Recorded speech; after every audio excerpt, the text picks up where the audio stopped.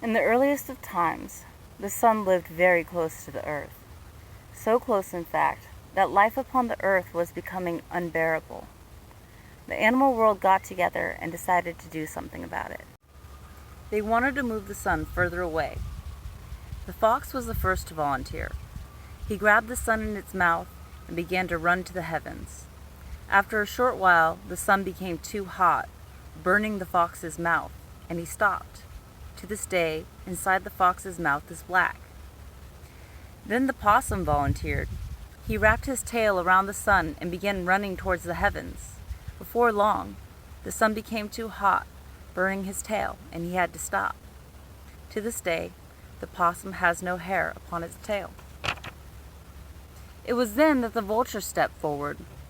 Vulture was the most beautiful and powerful of birds. Upon its head was a beautiful mantle of rich feathering that all the other birds envied.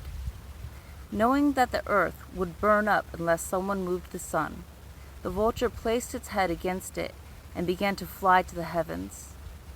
With powerful strokes of its wings, it pushed and pushed the sun further and further up into the heavens. Though it could feel its crown of feathers burning, the vulture continued until the sun was set at a safe distance in the sky away from the earth.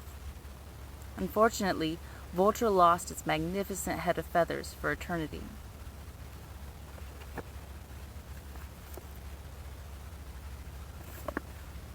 That myth is such a beautiful introduction to understanding the essence of Vulture. And so I hold up some symbolism we can take from that.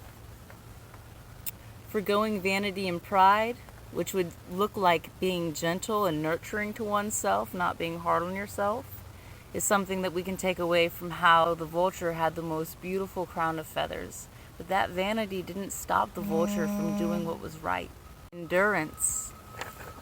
Obviously, it takes a lot of endurance to move the sun from wherever the possum left it out to where it is right now at a safe distance away from the earth. To me, that aspect of the story represents the vulture's endurance. The vulture can also teach us preservation of personal resource, time, and energy. The vulture was not the first one to step up and say, "Oh, I'll take the sun out to where it was." The vulture allowed others, like the fox and possum, the opportunity to offer their assistance. And it's a reminder to not only preserve our energy, but when we allow other people to step up and offer their help, it's a gift as well. Vulture is not a hunter, but a scavenger. They let others make the kill and then patiently wait in order to get their sustenance. To me, forgoing hunting for scavenging is a preservation of energy. Grief, trauma, death and rebirth cycles, compost, decomposition, purification, and stewardship.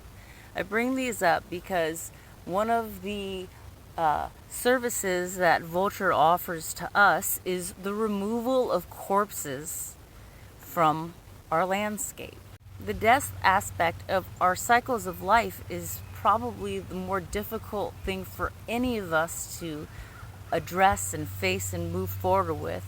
And that's where Vulture is a great animal to align yourself with, because they essentially need things to die in order for them to live and in order to offer the nutrients and sustenance back to the earth. If you're working with Vulture Medicine, it's a good opportunity to see what might be rotting, stagnant energy, something that doesn't smell right or has gone sour, metaphorically or physically. I also wrote down discernment because vultures have an amazing sense of smell and a keen eyesight.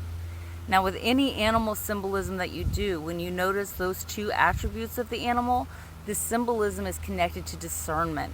It's kind of like that phrase, something smells fishy or something doesn't smell right. That could be interpreted as your gut feelings telling you that something is not in alignment with yourself. Vultures are perceptive. And something that complements the keen eyesight, that discernment, is how vultures, when in flight, can see the thermals rising off the earth. So that offers the symbolism of discernment and seeing opportunities to rise above the situation and see the whole picture. Vultures are overlooked and greatly misunderstood. And because so many people attribute Vulture with negative characteristics, I think that she's kind of an ally to the underdogs. It's just nice that you can lean on Vulture as that spirit that's in your corner. The last symbolic association that I want to point out is the ability for a vulture to digest poison. They have iron stomachs. They need to have iron stomachs to survive because they eat botulins. Rotting corpses covered in maggots and ants. This symbolizes our own ability to ingest poisons or toxicity. Not only tolerate those poisons, but digest them, take the nourishment from them, and turn the waste into good soil.